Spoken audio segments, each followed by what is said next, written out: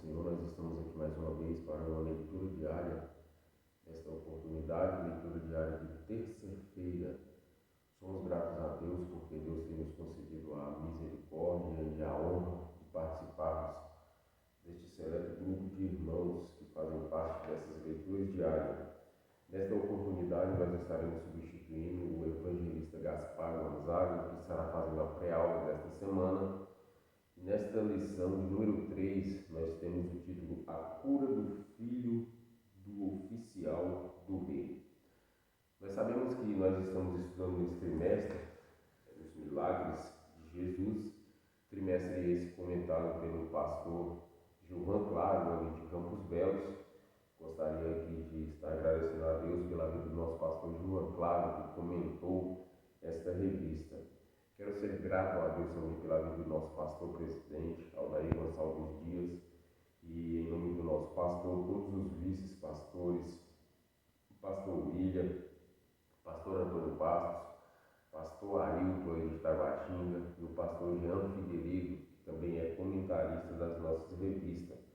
Louvar a Deus também pela vida do professor Orival, que é um dos comentaristas que recentemente escreveu um livro e aconselho aos irmãos a comprarem, se os irmãos ainda não tiveram a oportunidade, compre o livro, que é sobre o sermão da montanha. Deus continue abençoando todos os nossos irmãos.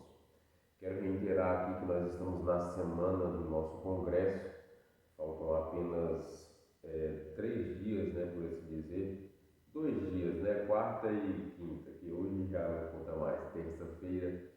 Nós somos gratos a Deus, estamos nessa semana do congresso, Deus tem abençoado. Quero louvar a Deus pela vida da nossa sede.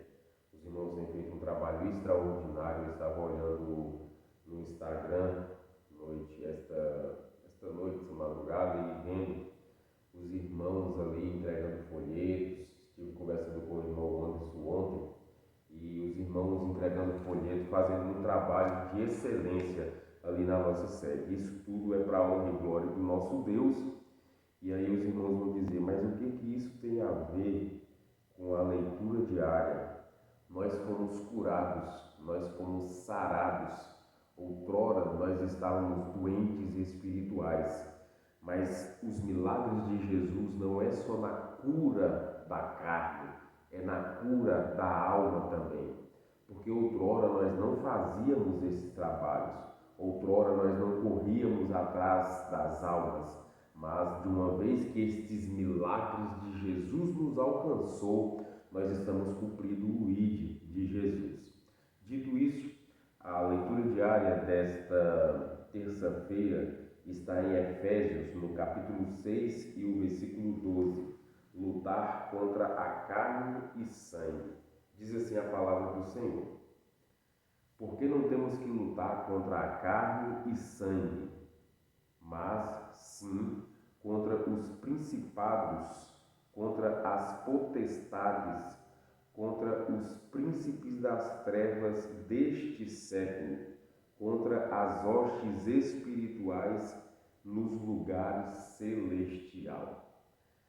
Meus irmãos, nós enquanto cristãos, nós temos que entender esta verdade da Sagrada Escritura. Nós, enquanto cristãos, nós temos que entender esta doutrina bíblica, que nós não lutamos contra carne e sangue. Eu, como cristão, os irmãos, como cristãos, temos que sempre ter em mente que a nossa luta não é contra o próximo, não é contra o meu irmão, não é contra a minha irmã, não é contra um amigo seu do trabalho, contra o seu patrão ou contra o seu funcionário. A sua luta não é contra a sua esposa nem contra o seu esposo. A sua luta é contra as hostes espirituais da maldade. E nós temos que ter isso em mente, meus irmãos, por quê? Porque o inimigo ele está aí para usar as pessoas. O inimigo está aí para nos tirar da rota, para fazer com que nós erremos o alvo. E ele não vai se materializar. O que ele vai fazer? Ele vai usar pessoas. Por isso que nós temos que ter cuidado, porque tem determinadas situações que é o inimigo usando determinadas pessoas para estarem nos tirando da rota, para estarem nos tirando do caminho do Senhor. Nós vimos aquele episódio lá que Jesus está com os discípulos e Pedro ali, movido por Deus, de Jesus vai dizer: olha, bem-aventurado és tu, Simão Barjona, que não foi nem a carne nem o sangue, mas foi o Pai que está nos céus, porque ele disse que Jesus era o Filho de Deus, que desceu do céu. E nós vamos observar que mais à frente, Jesus vai dizer a Pedro que ele tem que descer a Jerusalém e ele tem que padecer. E aí Pedro vai dizer: olha, de maneira nenhuma que isso vai acontecer com o Senhor. Pedro estava querendo dizer assim: olha, isso não vai, na verdade não, Pedro, isso não vai acontecer, o Senhor não pode morrer, o Senhor é Jesus, o Senhor é o Filho de Deus, o Senhor não pode morrer numa cruz. Eu estou aqui parafraseando, mas o que Jesus disse: para trás de mim, Satanás. Por quê? Porque ali não era Pedro, era Satanás. Então, até nós mesmos crentes, se nós não vigiarmos, o inimigo pode nos usar para provar outras pessoas. Meus irmãos, a coisa é séria.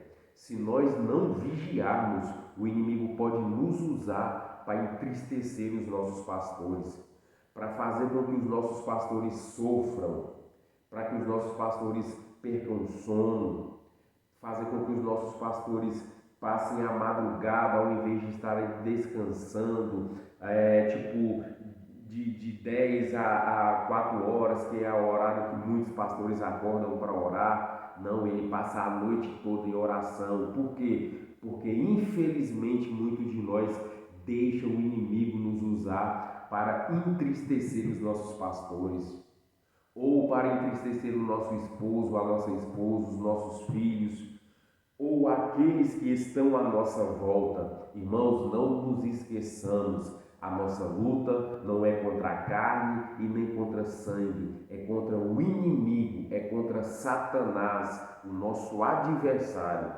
Mas que Deus em Cristo Jesus esteja nos dando força, esteja nos dando estratégias para que nós possamos vencer e entender as situações e ver que é o inimigo que às vezes está querendo nos usar para entristecer outras pessoas. Que Deus abençoe cada um dos irmãos que vão assistir essa leitura diária. Se o nosso bom Deus nos permitir, semana que vem nós estaremos mais uma vez aqui nessa leitura diária. Fiquem todos com Deus, a paz do Senhor, e nos encontramos na sexta-feira no Congresso de Jovens, na nossa sede em Combinado Tocantins. Amém? Deus abençoe.